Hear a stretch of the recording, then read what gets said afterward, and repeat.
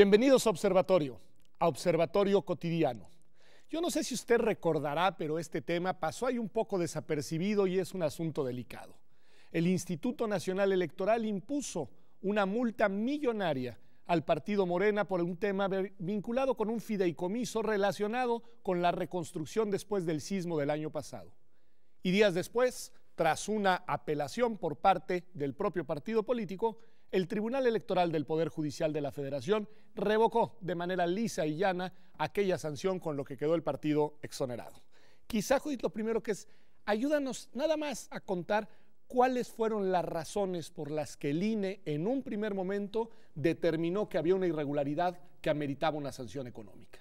Bueno, el INE puso una sanción de 197 millones, que es el 250% del monto involucrado en el fideicomiso, que eran 78 millones de pesos, y básicamente las razones por las que sancionó a Morena fue porque se consideró que había aportaciones de entes prohibidos, porque se consideró que había aportaciones en efectivo que están prohibidas por el mismo contrato de fideicomiso y por la ley electoral, porque se consideró que la entrega de ese dinero constituía una dádiva, que también está prohibida por la ley electoral, y por no haber reportado este fideicomiso. O sea, todas esas razones juntas. Así es. A ver, y hay una parte muy importante. Nos dice Judith, consideró. ¿Y probó todo eso el INE? Pues mira, Pedro, yo creo que si uno lee la resolución del INE, que es una resolución bastante larga y bastante extensa, sí queda muy claro, yo creo que dos cosas, ¿no? Lo primero es que ese fideicomiso no se explica sin una acción coordinada por parte de los máximos dirigentes de Morena, ¿no? Quizá conviene recordar un poco cuáles fueron los hechos. Bueno, como sabemos, el año pasado, ¿no?, tuvimos un sismo de una magnitud muy significativa, y al día siguiente el entonces dirigente nacional de Morena, en un video que hizo público en sus propias redes sociales, salió a anunciar que ellos tenían la intención de transferir, ¿no?, recursos propios, es decir, del partido político, a los damnificados. Que es, ¿no?, lo que se consideraría una dádiva que estaría prohibido por la ley. No, lo que se considera una dádiva es la entrega de un recurso a un potencial elector. No se consideró que hubiera recursos del partido en el fideicomiso. De hecho, es muy claro la sanción que impuso el INE al decir que no hubo transferencia de recursos del partido político, es decir, de sus prerrogativas, al fideicomiso. Ok, perfecto. Y creo que lo que dice Judith es muy importante, porque el anuncio público fue ese, ¿no? Se va a entregar dinero del partido político a los damnificados. ¿Qué fue lo que pasó? Que la autoridad electoral de inmediato le advirtió, no solo a Morena, sino a todos los partidos políticos, eso no se podía hacer. Que eso no se podía hacer. Entre otras cuestiones, ya mencionaba algunas, Judith, y también porque esas prerrogativas de los partidos políticos tienen finalidades que están definidas en la Constitución. Y por más que sea un fin muy noble o muy loable, evidentemente apoyar a los damnificados, esos recursos no están para esas finalidades. ¿Qué fue lo que dijo el dirigente nacional de Morena? Bueno, y cito sus palabras, que discrepaba con el criterio del INE, y lo que anunció es la creación de este fideicomiso, que de alguna manera fue un esquema paralelo para poder realizar esa actividad que en principio estaba prohibida, ¿no? Si uno ve la resolución del INE, lo que hace el INE de alguna manera es ir documentando lo que todos pudimos ver en las declaraciones públicas del propio dirigente nacional. Es decir, el dirigente llega y dice que se va a crear este fideicomiso, incluso menciona los nombres de las personas que serían las integrantes del comité que eran técnico, gente del partido político. vinculada de alguna manera, figuras, hay que decirlo, yo creo que muy destacadas. Incluso señala, ¿no?, que en una asamblea, en un consejo nacional que va a tener el partido político, se va a hacer esta propuesta. Este consejo se realiza. Después de que se realice, el dirigente nacional dice, bueno, ya lo aprobamos, ya me aceptaron los integrantes del comité técnico, ya hablé yo incluso con los dirigentes legislativos de Morena para que se hagan las aportaciones, ¿no? Ahora, lo cierto es que cuando se hace la investigación, lo que se encuentra es justamente lo que nos decía esta Judith, que no hubo como tal una transferencia de recursos públicos por parte de Morena. ¿Qué sí se encontró? Bueno, uno, que había una vinculación muy estrecha entre el fideicomiso y el partido político, y que esta figura, ¿no?, que en principio es legal, se había utilizado, uno, para recibir enormes cantidades de dinero, 78 millones de pesos, de los cuales 44 fueron en efectivo, ¿no? Se recibieron también aportaciones por parte de empresas, lo cual también está prohibido para los partidos políticos. Y después hay una parte que es un poco preocupante, y es que estos recursos no se transfirieron directamente a los damnificados, sino que fueron cobrados mediante cheques de caja, también por personas que trabajaban o estaban vinculadas a Morena. Entonces, la conclusión del INE un poco es decir, a ver, no nos hagamos, este esquema es un esquema operado por Morena, y advertimos esta serie de irregularidades que ya nos comentaba esta Se ha dicho que el caso se parece, y sí o no, a los famosos casos de Pemesgate y amigos de Fox. ¿Se parece o no se parece para ustedes que son expertos, Judith? Sí hay una similitud, sobre todo en torno a cómo abordó la autoridad electoral la investigación de los temas. En todos los casos que has mencionado, se trata de aportaciones que vinieron de terceros, en algunos casos de personas morales y otros casos de personas físicas, que de algún modo encontraron su camino en tiempos de campaña y hacia una campaña. Lo que sucedió aquí fue que se siguió, la investigación del instituto se dividió en dos partes. Por un lado, determinar si había habido dinero del partido, de prerrogativas, que por ley estaba prohibido utilizarlo, en este fideicomiso, lo cual se definió que no, pero la segunda parte se concentró en levantar el velo de la persona jurídica, es decir, saber quiénes estaban detrás de los recursos que se utilizaron y con qué finalidad se habían utilizado esos recursos. Y en ese sentido es muy similar con respecto a los casos que tú mencionabas, porque lo que hace el instituto es encontrar que, primero, el fideicomiso fue constituido por personas que estaban estrechamente relacionadas con el partido político. Después, las aportaciones que se hicieron a ese fideicomiso también estaban relacionadas con personas de Morena, específicamente en el caso de las aportaciones que sí son rastreables, porque, bueno, tú ya mencionabas que hay 44 millones que fueron aportaciones en efectivo y no se tiene certeza de dónde vino ese dinero, lo cual es grave por sí mismo.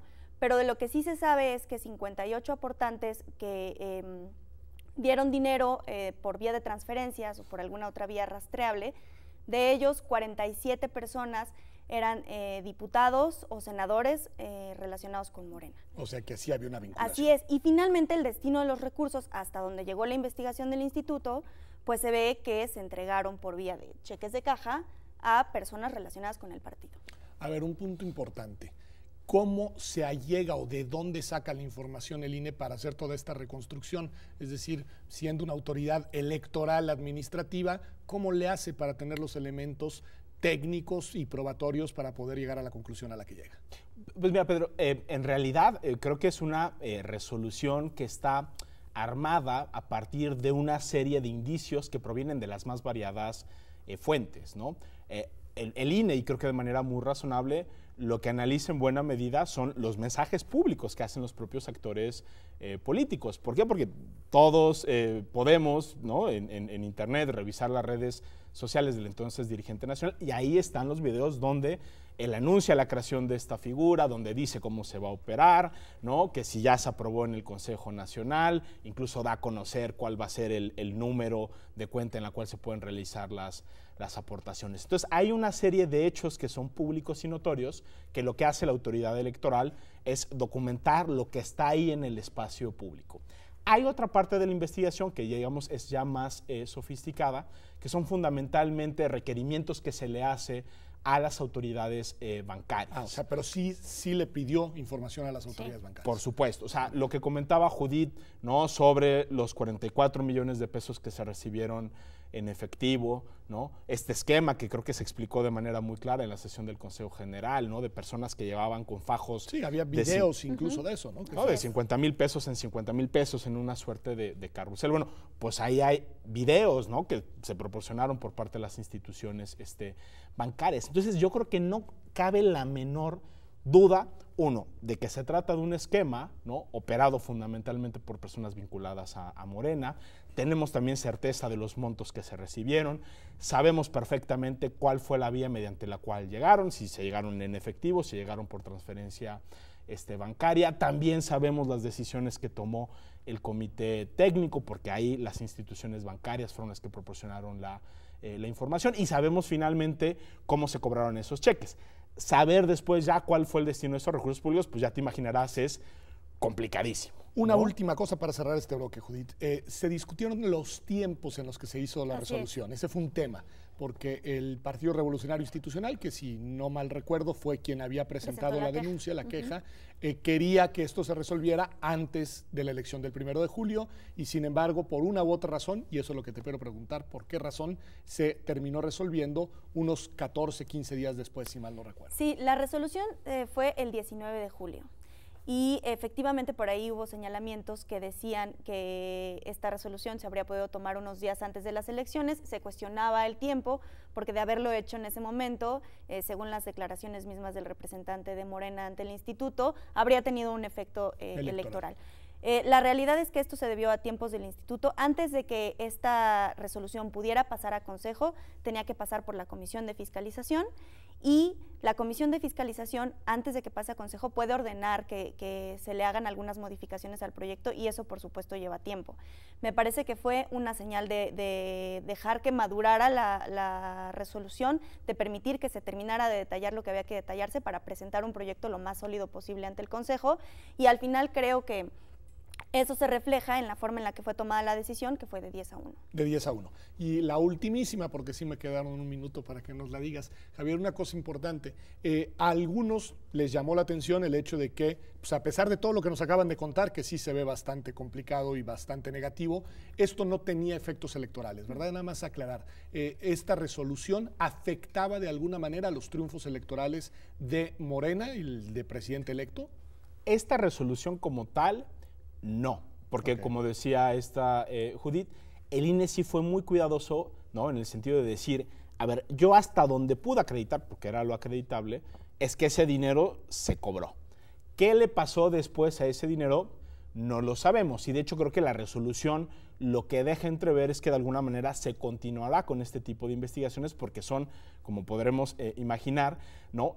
Otro tipo de investigaciones ya mucho más complejas. ¿Qué le pasó a ese dinero que se cobró en efectivo? Mucho más difícil de decir, pero sí el INE fue muy cuidadoso de decir, yo no pude acreditar que ello se haya utilizado en campañas, porque si se hubiera utilizado para las campañas, más allá de que había una coincidencia temporal, sí pudo haber tenido alguna incidencia, digamos, por lo menos en el rebase eventual de tope de gastos de campaña, o por lo menos como otro tipo de ilícito. Pero esta resolución en particular, el INE es muy cuidadoso y dice, hasta aquí me dan los hechos probados, hasta aquí me dan las conclusiones, seguiré investigando. Y lo que impone es una multa millonaria, ¿me recuerdas la cifra? De 197 millones. 197 millones de pesos impuestos por el INE al partido político Morena por este esquema de, pues digámoslo así, circulación de recursos durante la campaña política del año pasado y sin embargo el partido apeló obviamente esta impugnación ante el Tribunal Electoral del Poder Judicial de la Federación y si se quiere enterar qué pasó, quédese con nosotros aquí en Observatorio, que vamos a un corte y ya volvemos.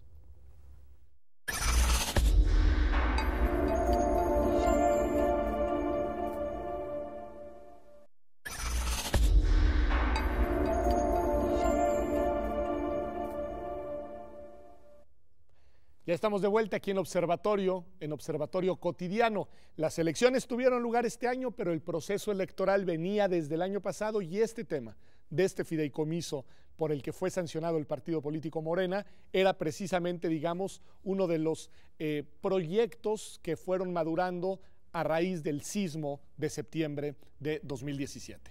Y bueno, les decía que el partido político legítimamente ejerce su derecho de defensa y acude al Tribunal Electoral del Poder Judicial de la Federación. Bueno, pues cuéntenme qué resolvió el tribunal, cómo resolvió el tribunal, por qué resolvió el tribunal lo que resolvió. Javier. Mira, son, como bien dices, dos impugnaciones, ¿no? Una la presenta Morena y otra la presenta los integrantes del fideicomiso. Son muchos los argumentos que presentan, pero su tesis básica, déjame resumirla así, es que este fue un asunto entre privados, ¿no? Que el partido político no tuvo nada que ver, que de manera pues, casual algunos militantes de Morena habían decidido crear esta figura del fideicomiso para entregar los recursos públicos, pero que en realidad no había ningún tipo de responsabilidad por parte del partido político, ¿no? Uno de sus argumentos más específicos fue que el INE no había realizado una investigación exhaustiva, y ese es uno de los argumentos, y quizá el principal, que compra el Tribunal Electoral para terminar anulando esta multa, ¿no? ¿Qué es lo que dice de manera particular? Bueno, que el INE no hizo bien la chamba. ¿Y por qué no hizo bien la chamba? pues en buena medida porque no llamó a los integrantes del fideicomiso para que aportaran información, porque no tuvo la capacidad o no quiso investigar la procedencia de todos los recursos públicos que se recibieron en efectivo, porque tampoco investigó cuál fue el destino de todos los recursos públicos que terminaron siendo cobrados mediante los cheques de caja. A ver, déjame interrumpir a Javier porque dice que el argumento del tribunal es que el INE no hizo A, no hizo B, no hizo C. Pues en todo caso le debió de haber regresado el asunto para que hiciera lo que no hizo. ¿Qué opinas de eso? Así es muy interesante porque en otras ocasiones el tribunal le ha dicho al Instituto Nacional Electoral que un proyecto en particular se tiene que regresar para hacer más diligencias, para hacer más investigaciones. Sí, que fue insuficiente la investigación, que vayan más a fondo. Es muy interesante porque Morena lo que dice en sus agravios es que, por un lado, la investigación se extendió más allá de lo que se tenía que extender, que no se respetó la garantía de audiencia, que no fue exhaustiva. Entonces, por un lado se extendió más de lo que se tenía que extender, pero por otro lado no fue exhaustiva, y que no se llamó a los miembros del comité técnico para que ellos dijeran lo que a su derecho conviniera. El tribunal, cuando hace la valoración de cada uno de los agravios, dice que efectivamente la investigación no fue suficientemente exhaustiva y que el Instituto Nacional Electoral no terminó de acreditar que hubiese una relación entre los fondos utilizados en el fideicomiso y un efecto electoral que estuviera directamente relacionado con Morena. Entonces, determina que lisa y llanamente este asunto se tiene que terminar en ese momento, se revoca la sanción y llama mucho la atención, como bien dices, que no le haya pedido al Instituto Nacional Electoral que hiciera mayores diligencias, porque sí lo ha hecho en otras ocasiones. Me parece, ahí el argumento del tribunal es que de hacerlo, de pedirle al instituto que se realizaran más investigaciones, se estaría vulnerando el derecho de Morena, porque sería como brindarle la oportunidad al instituto de juzgar un asunto 2 veces. Y está dicho así, se puede encontrar, si ustedes ven la sentencia en internet, me parece que está en la página 56, en donde dice que de regresarse y hacer más investigaciones, sería como juzgar el mismo asunto 2 veces. A ver, increíble. ¿Cuál es tu opinión, Javier? Porque la verdad es que sí, me desconcierta estos razonamientos del Tribunal Electoral. Y yo creo que a todos nos desconciertan, Pedro, porque creo que este no ha sido, por desgracia, el único asunto en el cual parece que lo que hace el Tribunal Electoral, sobre todo en términos probatorios, es poner una barra que es básicamente inalcanzable para cualquier autoridad electoral, ¿no? Y trata este asunto, que es un asunto de fiscalización en un procedimiento sancionador en contra de un partido político que tiene obligaciones reforzadas de rendir cuentas, como si esto fuera un asunto penal, ¿no? Entonces, es cierto que en materia penal, cuando tenemos a personas, a ciudadanos e individuos que están enfrente del poder del Estado, el tipo de acreditación que se necesita es mucho mayor. Y sí es cierto que una persona no puede ser juzgada 2 veces por los mismos delitos. Aquí lo que pasa es que el Tribunal Electoral trata a un partido político que son entes poderosísimos, con muchísimos... Sí, son entidades de interés público, según la Constitución, y con un montón de recursos públicos. Están para ponerlos, están en una posición, o sea, ni son ciudadanos ni son autoridades, están en medio. ¿Y eso qué implica? Que tienen más beneficios que los ciudadanos comunes y corrientes, pensemos nada más en la cantidad de recursos públicos que les damos, pero también tienen más obligaciones. Una de esas obligaciones precisamente es el tema de la fiscalización. Entonces, lo que hace de alguna manera el Tribunal Electoral es poner una barra inalcanzable para el INE. Sí. El precedente creo que es muy grave porque, en mi opinión, lo que sucede es que cuando el tribunal dice que no es posible acreditar que el instituto político, que el partido se beneficiara de los fondos que se destinaron al fideicomiso, y al decir que por haberse tratado únicamente de recursos privados, pues no había una relación con un tema electoral, creo que el precedente que siente es muy negativo, porque me parece que el mensaje que se manda a partir de ahora para cualquier partido político es que si se tiene un esquema de financiamiento en donde los recursos, la parte que se puede rastrear de ellos, son recursos aparentemente privados, pero se les da un uso que, al menos en la opinión pública, incluso los mismos dirigentes del partido o los mismos candidatos usaban este fideicomiso como una forma de posicionamiento, y que además el destino de estos recursos fue durante un proceso electoral, me parece que es muy grave decir que no hay ningún tipo de beneficio electoral o de campaña. A mí me parece interesante que Judith nos diga, el precedente es muy grave, porque eso supondría que el tribunal respeta sus precedentes, pero pues por lo visto no lo respeta, Javier. No, y yo creo que eso es muy preocupante. O sea, no sabemos qué van a decidir y cuándo lo van, por qué lo van a decidir. Porque si uno se pone a revisar asuntos de fiscalización en contra de partidos políticos en procedimientos sancionadores de la misma naturaleza, vamos a ver una infinidad de resoluciones donde ante una investigación que no es del todo exhaustiva, o por lo menos que eso le parece al Tribunal Electoral, el efecto es que se regrese para que se investigue, pues porque la autoridad tiene un deber de investigar y hay un interés público ahí, ¿no?, de toda la ciudadanía de saber qué pasó con esos recursos públicos, ¿no? Y yo pensaría que aquí el problema es doble, ¿no? Si este criterio se mantiene, la verdad es que sí parece que el modelo de fiscalización se debilita de una manera brutal, ¿no? Porque además, yo creo que uno de los problemas de esta decisión es que desconoce el tipo de infracciones que hay en materia de fiscalización. En materia de fiscalización no solo está prohibido entregar recursos con fines electorales, eso claramente está prohibido, pero incluso la recepción de fondos de personas anónimas en efectivo, de personas morales, también está prohibido, y eso sí está perfectamente en la ley. Entonces, ¿cuál es el problema? Que si el Tribunal Electoral mantiene este criterio, entonces los partidos políticos van a poder crear cuantas figuras jurídicas estimen pero necesarias. Eso contradiciendo abiertamente lo que establecen las prohibiciones legales, Judith. Es decir, nada más es que hay que decirlo, porque la ley dice una cosa y el Tribunal Electoral aquí está abriendo la puerta para exactamente lo contrario. Sí, así es. De entrada, por supuesto es una prohibición legal recibir dinero en efectivo, por supuesto es una prohibición legal recibirlo de personas morales y por supuesto que también es una prohibición legal entregarlo como dádiva. Lo que está haciendo en los hechos la sentencia del tribunal es decir que a pesar de que tengas personas que todas forman parte de un instituto político, ellos actuando como particulares, como privados, pueden hacer uso de recursos que no tenemos muy claro de dónde vienen, porque hay que recordar que hay 44 millones que se depositaron en efectivo que no sabemos quién los exactamente. Gravísimo. Entonces, pueden usar esos recursos durante época electoral, porque estábamos en campañas, y las personas que hacen entrega de esos recursos son personas que pertenecen a un partido político.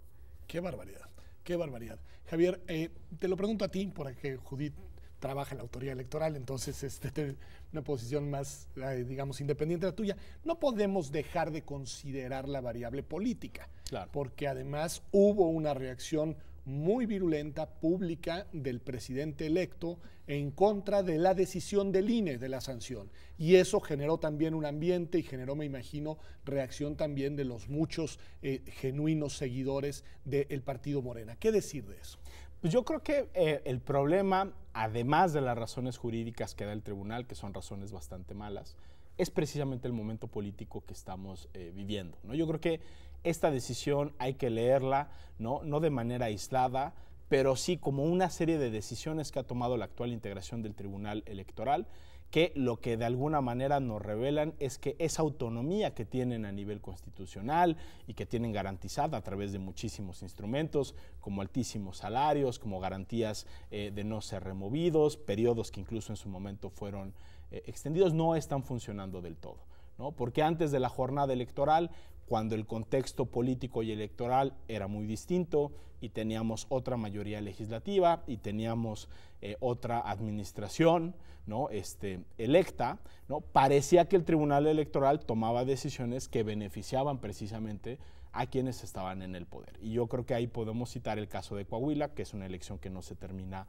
anulando cuando existían todos los elementos. Ahí está el caso del Bronco, ahí está el caso de Cancha Pareja, ¿no? Entonces, lo que nos revela, ¿no?, es que se alinea, digamos, con las correlaciones de fuerzas del momento. Ahora que tenemos un cambio de mayorías legislativas y un cambio en la titularidad del Ejecutivo, parece que lo que hace el Tribunal Electoral es virar y empezar a decidir a favor de las mayorías que actualmente están en el poder.